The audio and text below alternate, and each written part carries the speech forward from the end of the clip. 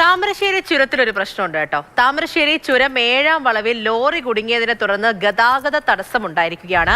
4-ാം വളവ് മുതൽ ലക്കിടി വരെയും അടിവാരം ഭാഗത്തേക്കും വാഹനങ്ങളുടെ നീണ്ട നിരയാണ്. അവിടെ നിന്നുള്ള ദൃശ്യങ്ങളാണ് ഈ കാണുന്നത്. മുഹമ്മദ് ഷഹീദ് വിവരങ്ങളുമായി ചേരുന്നുണ്ട്. ഷഹീദ്, ഈ ചുരത്തിലൊക്കെ ഒരു പ്രശ്നമുണ്ടായാൽ ആകെപ്പാടെ പെട്ടുപോകുന്ന ഒരു അവസ്ഥയാണല്ലോ. ഇപ്പോൾ തന്നെ ഇത് എത്ര നേരമായി ഈ ഒരു പ്രശ്നം ഉണ്ടായിട്ട് ഉടൻ തന്നെ പരിഹരിക്കാൻ പറ്റുന്നതാണോ? യാത്രക്കാർക്കൊക്കെ നിർദ്ദേശങ്ങളൊക്കെ കൊടുത്തിട്ടുണ്ടോ എങ്ങനെയാണെന്നുള്ളത്?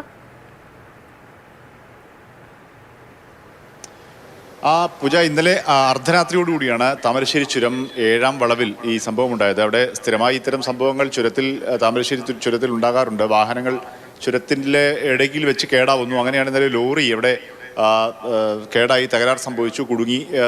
തുടർച്ചയായി വാഹനങ്ങൾ താഴെ ബ്ലോക്കാവുന്ന അവസ്ഥയാണ്. നിരനിരയായി വാഹനങ്ങളാണുള്ളത്. അതായത് താമരശ്ശേരി 7-ാം വളവിലും ലക്കിടി ഭാഗത്തേക്ക് ലക്കിടി വരെ വാഹനങ്ങളുണ്ട്. ഇപ്പുറത്തേക്ക് താമരശ്ശേരി താഴ്ഭാഗത്തേക്ക് അടിവാരം വരെയും വാഹനങ്ങളുടെ നീണ്ട നിര ഉണ്ട്. ലോറി തകരാർ പരിഹരിക്കാൻ വേണ്ടി മെക്കാനിക്ക് സ്ഥലത്ത് എത്തിയിട്ടുണ്ട്. അത് പരിഹരിക്കാനുള്ള ശ്രമം നടന്നു വരികയാണ്. അതുവരെ ഈ വലിയ ഗതാഗത തടസ്സം തുടരുമെന്നാണ് നമുക്ക് മനസ്സിലാക്കാൻ സാധിക്കുന്നത്. കഴിഞ്ഞ ആഴ്ചകളിലെല്ലാം സമാനമായ രീതിയിൽ വാഹനങ്ങൾ കുടുങ്ങി വലിയ ഗതാഗത തടസ്സം ഉണ്ടായൊരു സ്ഥലമാണ് ഈ താമരശ്ശേരി ചുരം.